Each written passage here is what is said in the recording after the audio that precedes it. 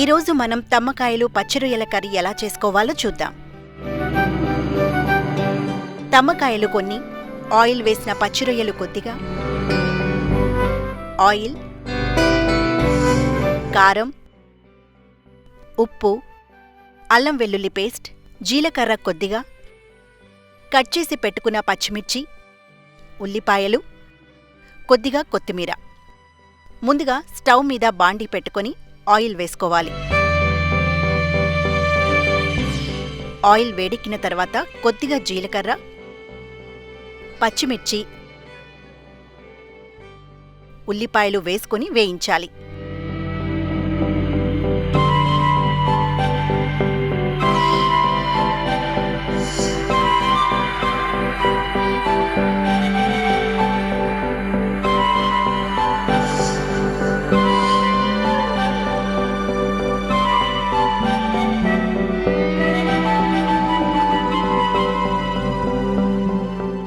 ఈలోగా తమ్మకాయల్ని కోసి పెట్టుకుందాం.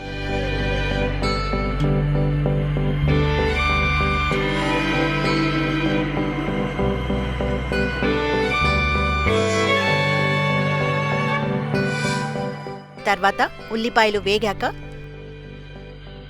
కొద్దిగా అల్లం వెల్లుల్లి పేస్ట్ వేసి వేయించాలి.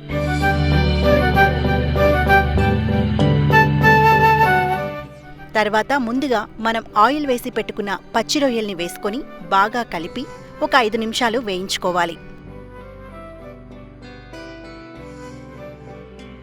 పచ్చి రొయ్యలు వేగిన తర్వాత మనం కట్ చేసి పెట్టుకున్న తమ్మకాయల్ని వేసుకోవాలి.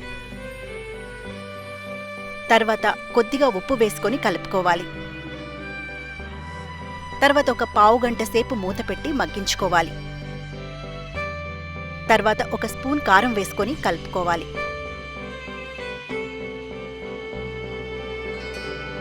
తర్వాత కొద్దిగా నీళ్లు పోసుకొని ఇంకెంతవరకు మగ్గించుకోవాలి.